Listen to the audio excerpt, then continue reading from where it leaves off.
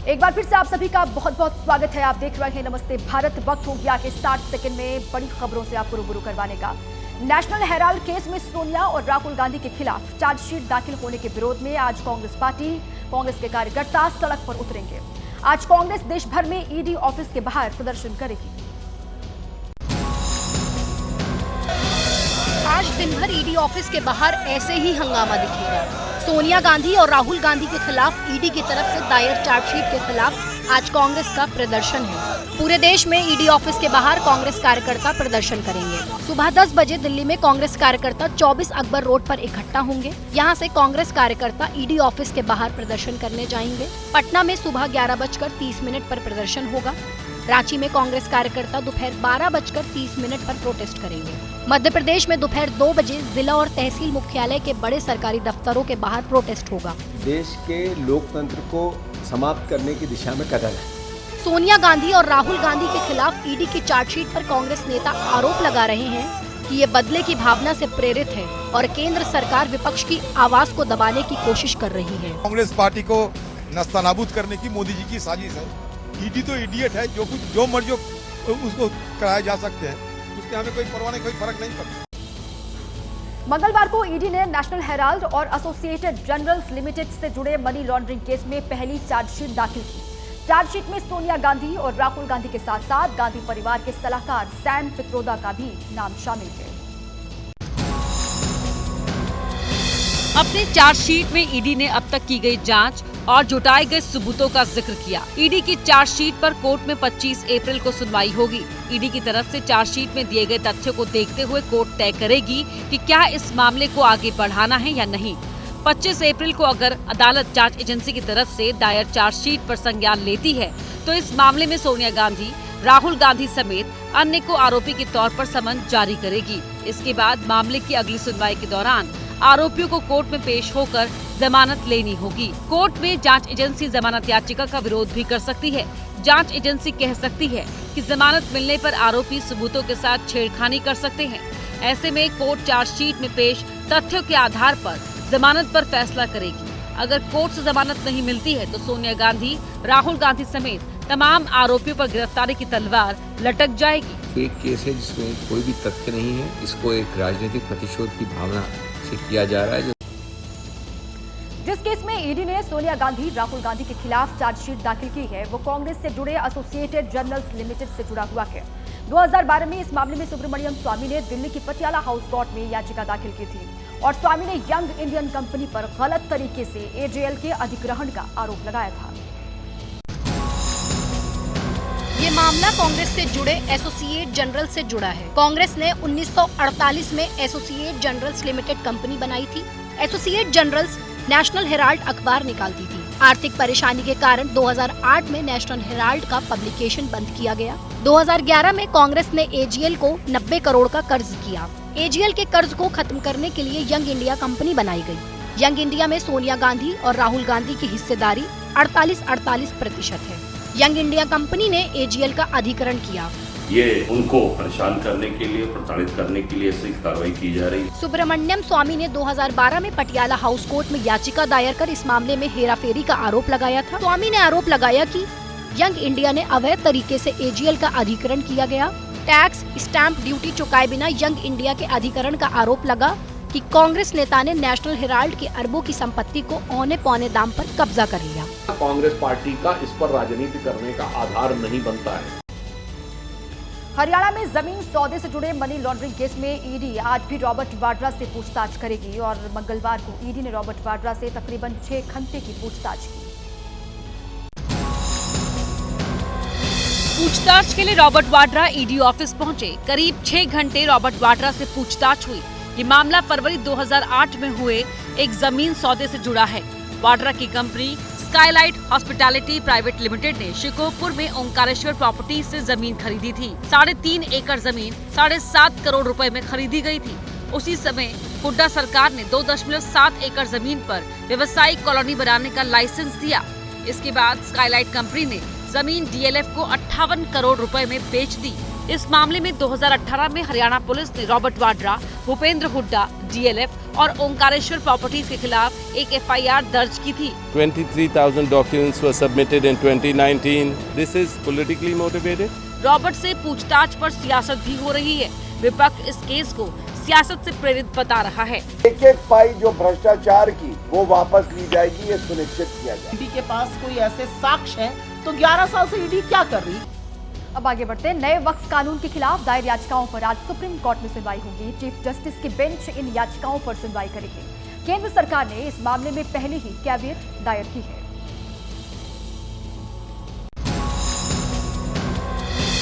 सड़क पर नए वक्फ कानून के खिलाफ हो रहे विरोध प्रदर्शन के बीच आज से सुप्रीम कोर्ट में भी कानूनी जंग शुरू हो रही है। सुप्रीम कोर्ट में दोपहर 2 बजे सुनवाई होगी। चीफ जस्टिस की बेंच याचिकाओं पर सुनवाई करेगी।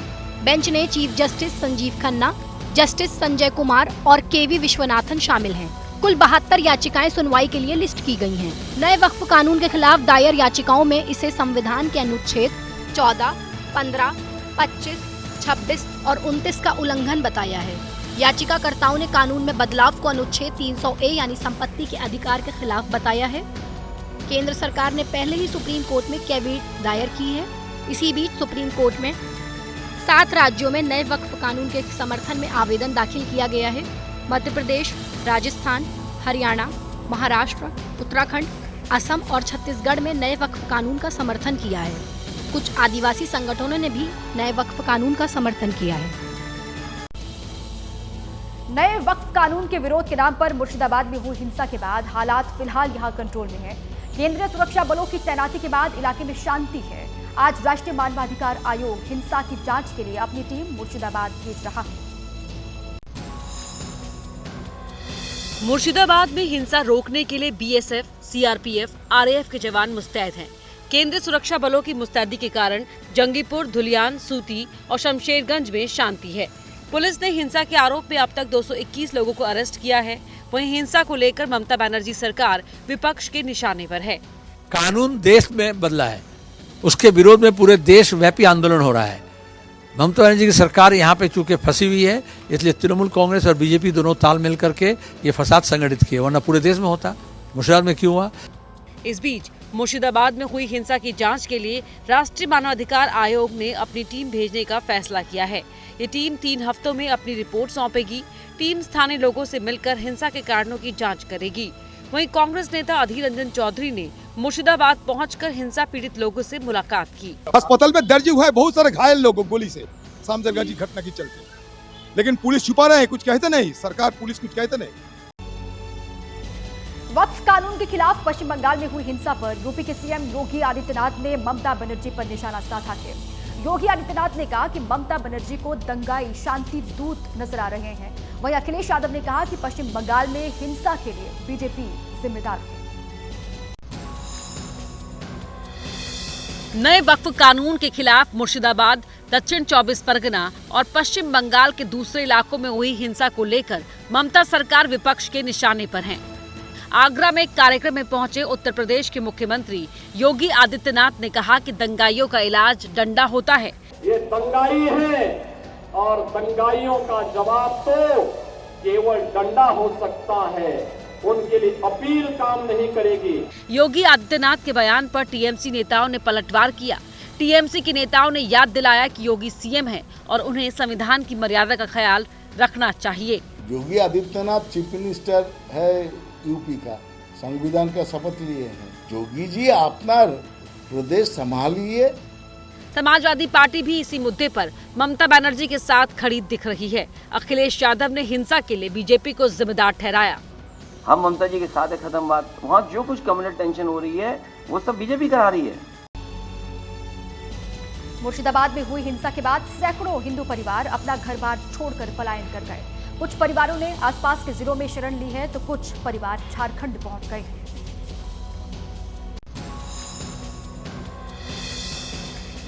घर लूटा, दुकान लूटी और अब सैकड़ों लोग शरणार्थी बनकर कैंप में शरण लिए हुए हैं।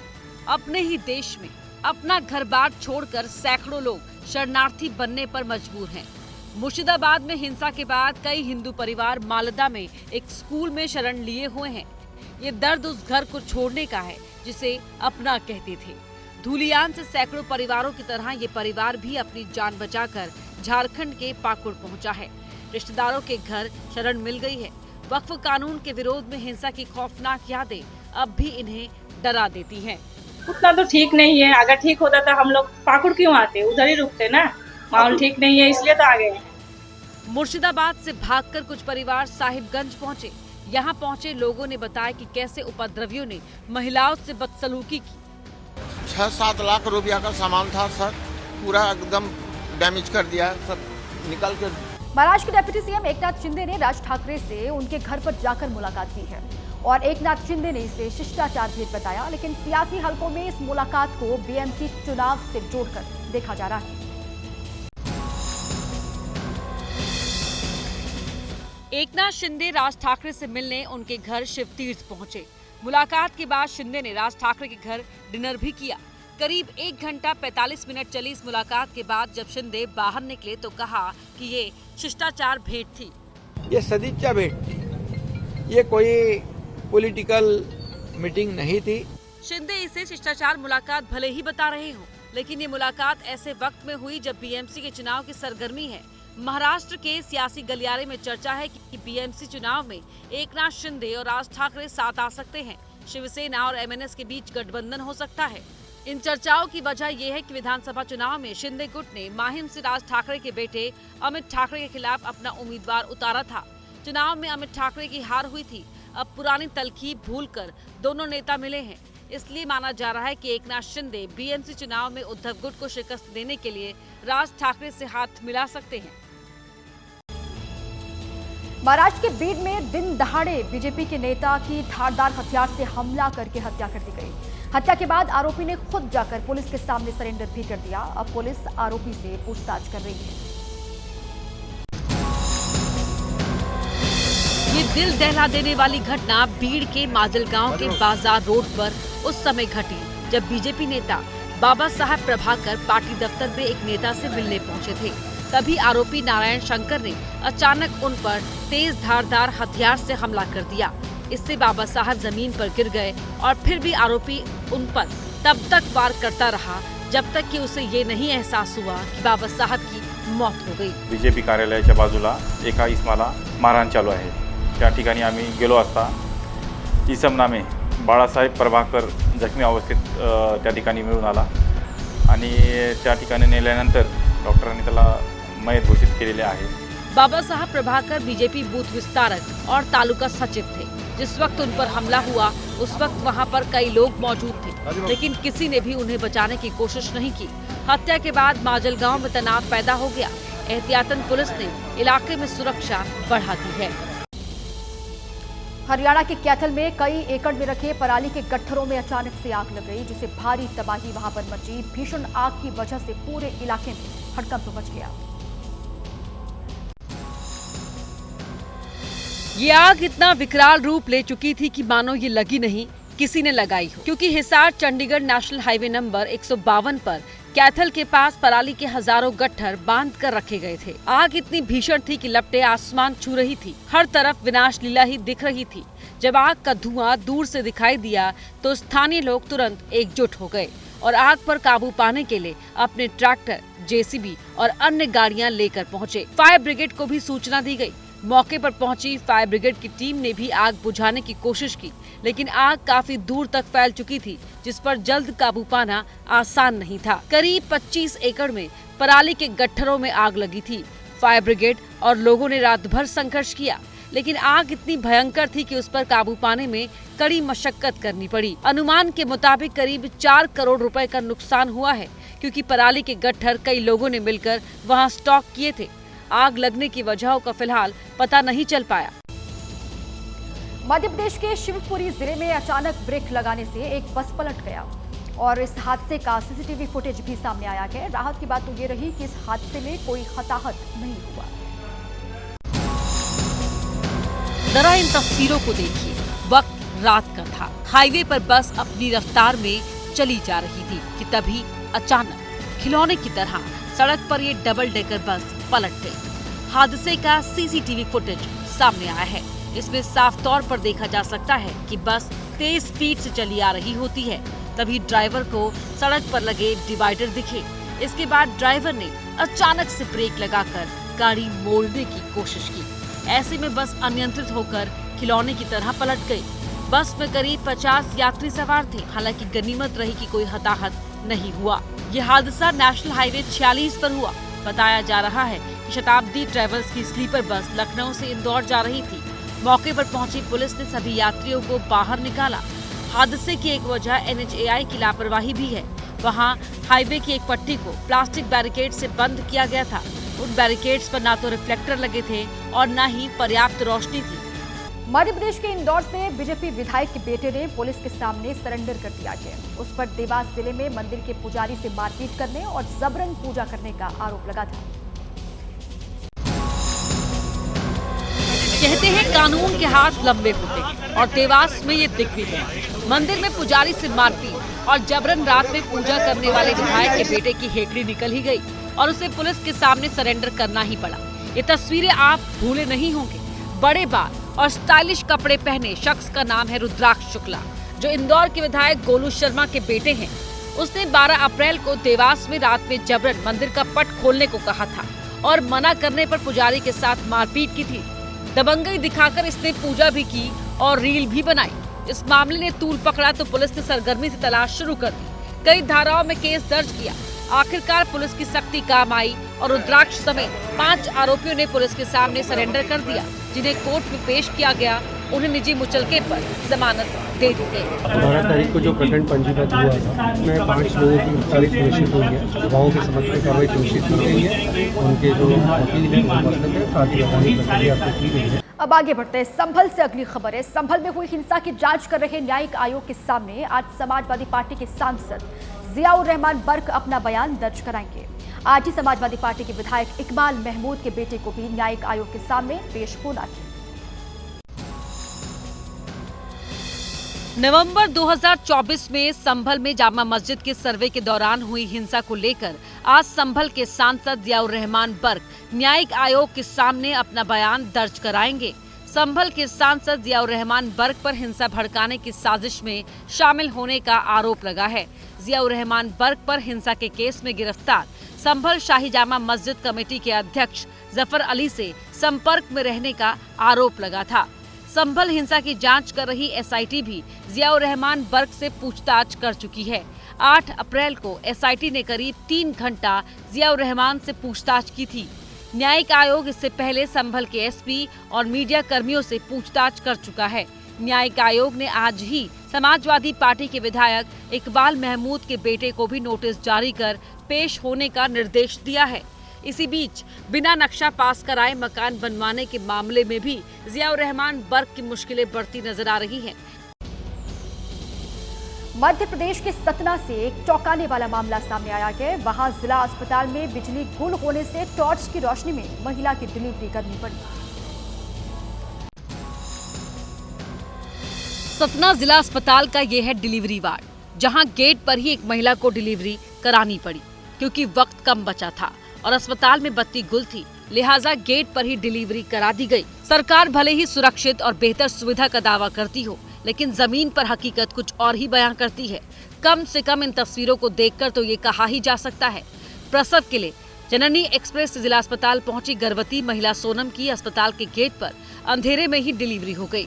जिस वक्त डिलीवरी हुई, बारिश और आंधी के चलते बिजली गुल थी, लिहाजा मोबाइल और टॉर्च की रोशनी में ही डिलीवरी करानी पड़ी।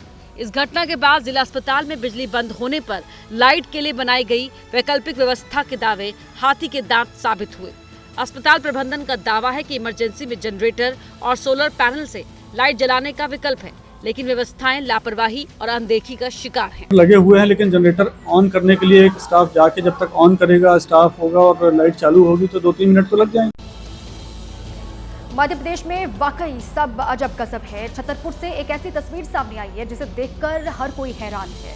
जमीन से कब्जा हटाने के लिए एक महिला जब जन सुनवाई में पहुंची तो सब हक्का बक्का रह गए। जरा इन महिला को देखिए, जमीन पर लौटते हुए ये अर्जी लगाने जा रही थी। तपती गर्मी में जहां सड़क पर पैदल चलना मुश्किल हो रहा था, ये न्याय की गुहार लगाने जमीन पर लौटते हुए पहुंची। ऐसा कभी कभी धार्मिक जगहों पर देखा जाता है, जब मन्नत पूरी होने के बाद श्रद्धालु लौटते हुए भगवान के दर पर पहुंचते हैं, लेकिन ये महिला लौटते हुए कलेक्टर ऑफिस पहुंची। इसीलिए तो कहते हैं कि एमपी गजब है। महिला का नाम हीरामणि है, जो छतरपुर जिले के रामपुर गांव में रहती है। उनका आरोप है कि गांव के कुछ दबंगों ने उनकी जमीन पर 36 साल से कब्जा किया हुआ है, लेकिन बार बार शिकायत के बावजूद अधिकारी कुछ नहीं करते। हम 36 साल से आवेदन दे रहे हैं, अब तक कोई सुनवाई नहीं हमारी हुई है। ये कई बार एसडीएम साहब को आवेदन दिए, पटवारी है तो कुछ काम नहीं करते हैं। कलेक्टर ऑफिस ने शिकायत दर्ज कर ली है, अब देखना है कार्रवाई कब तक होती है। हो चुका है, हो सकता है वो संतुष्ट ना हो, पुनः परीक्षण के लिए इसलिए अपन ने एसडीएम कार्यालय भिजवा दिया है, तो काम पूर्ण हो जाएगा। अब आगे बढ़े, खबर राजस्थान से है। राजस्थान पुलिस ने विशेष अभियान चलाकर वांटेड इनामी तस्कर प्रकाश जानी को गिरफ्तार कर लिया है। वो पिछले 10 साल से शराब की तस्करी कर रहा था और उसका नेटवर्क गुजरात तक फैला हुआ था। ये तस्वीरें हैं जोधपुर की, जहां साइक्लोनर टीम को एक और बड़ी कामयाबी मिली। पुलिस ने बड़े ही खास अंदाज में एक वांटेड अपराधी को पकड़ा। ये अपराधी जोधपुर के बाहरी इलाके में अपना आलीशान फार्म हाउस बनवा रहा था और वहीं छिपकर रह रहा था।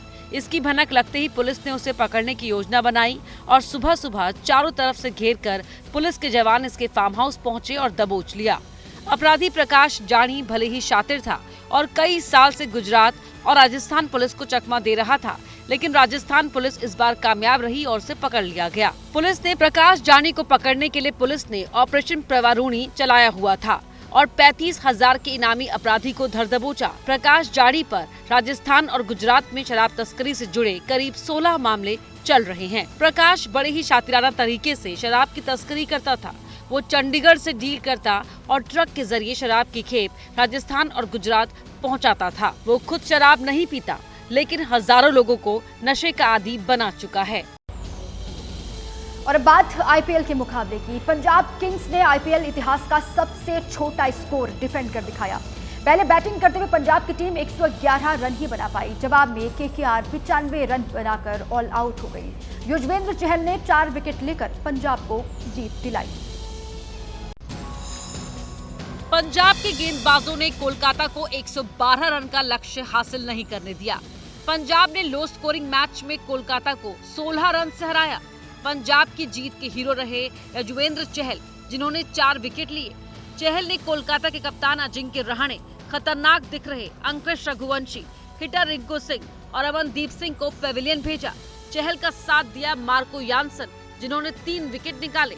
112 रन के लक्ष्य का पीछा कर रही कोलकाता की टीम सिर्फ 95 रन पर ढेर हो गई। इससे पहले कोलकाता के हर्षित राणा, वरुण चक्रवर्ती और सुनील नारायण ने शानदार गेंदबाजी करते हुए पंजाब को सस्ते में समेट दिया था। हर्षित राणा ने पंजाब के खिलाफ सबसे ज्यादा 3 विकेट लिए। हर्षित ने कप्तान श्रेयस अय्यर को 0 पर, तो प्रियांश आर्या और प्रभ सिमरन सिंह को भी सस्ते में पेविलियन का रास्ता दिखाया। 4 ओवर में वरुण चक्रवर्ती ने सिर्फ 21 रन देकर 2 विकेट उड़ाए, तो सुनील नारायण ने 3 ओवर में सिर्फ 14 रन देकर 2 विकेट लिए। और इस वक्त एक बड़ी खबर आ रही है यूपी के संभल से। वो आपको हम बता दें, हिंसा के मामले में सांसद जियाउर रहमान बर्क से आज पूछताछ होगी। न्यायिक जांच आयोग ने पूछताछ के लिए जियाउर रहमान बर्क को बुलाया गया। संभल विधायक के बेटे को भी बुलाया गया है। सुहेल इकबाल से भी पूछताछ आज होगी। न्यायिक जांच आयोग की टीम जो है सुहेल इकबाल से भी पूछताछ करेगी और इसके अलावा संभल के सांसद जियाउर रहमान बर्क से भी आज पूछताछ होगी।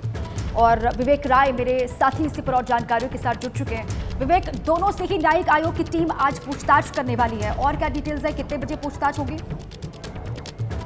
देखिए, बिल्कुल जो जांच आयोग की टीम है वो पिछले लगभग 1 हफ्ते से अलग अलग लोगों से पूछताछ करी। इसमें पिछले दिनों कप्तान का भी बयान दर्ज हुआ था, इसके अलावा जो मीडिया कर्मी है उनका भी बयान दर्ज हुआ था। और आज जो संभल के सांसद हैं और इसके साथ ही साथ जो संभल के विधायक के बेटे हैं सुहेल इकबाल और संभल सांसद जो जियाउर रहमान बर्क हैं, इन दोनों को आज पूछताछ के लिए बुलाया गया है। लगभग 11 बजे ये लोग जांच आयोग के सामने पहुंच करके जो अपना पक्ष है वो रखेंगे। आपको बता दूं कि जब पिछले दिनों जब संभल के कप्तान जब आए थे तो उन्होंने अपनी जो पूरी बात है संभल हिंसा को लेकर के वो रखी थी और तब उन्होंने ये बात बताई थी कि इस मामले में कुल 12 FIR दर्ज हुई हैं, जिसमें 6 में चार्जशीट भी दाखिल हो गई है। इसके अलावा अन्य जो भी लोग इससे जुड़े हुए उन सब से पूछताछ को लेकर के जांच आयोग ने कहा था कि सभी से पूछताछ की जाएगी और लगभग 1 महीने के समय में ये जांच रिपोर्ट जो है वो पेश की जाएगी। अब आज देखना होगा जब संभल के सांसद और जो विधायक के बेटे हैं कि जब जांच आयोग के सामने पहुंचेंगे तो ये जो तमाम जांच आयोग के लोगों के जो सवाल हैं उन पर अपने जवाब देंगे। इसके साथ ही साथ जो भी चीज इन लोगों ने देखी समझी है उन तमाम चीजों को लेकर के अपना जो पक्ष है वो रखेंगे और उसके बाद जांच आयोग अगले 1 महीने के अंदर में जो रिपोर्ट है वो फाइनली देगा। ठीक है, शुक्रिया आपका विवेक इस पूरी जानकारी के लिए। अब आगे बढ़ते हैं, खबर छत्तीसगढ़ से है। छत्तीसगढ़ के रायगढ़ से हाथी के रेस्क्यू का एक वीडियो सामने आया है। नहर पार करते वक्त नन्हा हाथी गड्ढे में गिर गया था, लेकिन उसकी कोशिशें काम आई और वो बाहर निकल आया। रायगढ़ जिले के धर्मजयगढ़ जंगल में गड्ढे में गिरे नन्हे हाथी का वीडियो जमकर वायरल हो रहा है। वीडियो में साफ दिख रहा है कि हाथियों के साथ झुंड में चल रहा एक नन्हा हाथी 3 फीट गहरे गड्ढे में गिर गया। नहर में गिरने के बाद नन्हा हाथी बाहर निकलने के लिए कोशिशें करने लगा। बाहर निकलने की कोशिश और उस कोशिश में सफल होने का वीडियो वन विभाग के कर्मचारियों ने ही बनाया। वीडियो में देखा जा सकता है कि कैसे दल की मुखिया हथिनी नन्हे हाथी को गड्ढे से निकलने में मदद करती है। गड्ढे में गिरे नन्हे हाथी को मादा हाथी का हल्का सा सहारा मिलता है और नन्हा हाथी गड्ढे से निकलने में कामयाब हो जाता है। वन विभाग के मुताबिक धर्मजयगढ़ वन इलाके में आजकल 111 हाथियों का दल जंगल में घूम रहा है। 15 हाथी 4 नन्हे हाथियों के साथ जंगल में घूमने निकले थे। इस दौरान नहर के पास गुजर रहे थे कि अचानक एक नन्हा हाथी गड्ढे में गिर गया। हाथियों के मुखिया ने नन्हे हाथी के रेस्क्यू में मदद की। और इन्हीं तमाम खबरों के साथ नमस्ते भारत में आज के लिए बस इतना ही। कल फिर से होगी आप सभी से मुलाकात।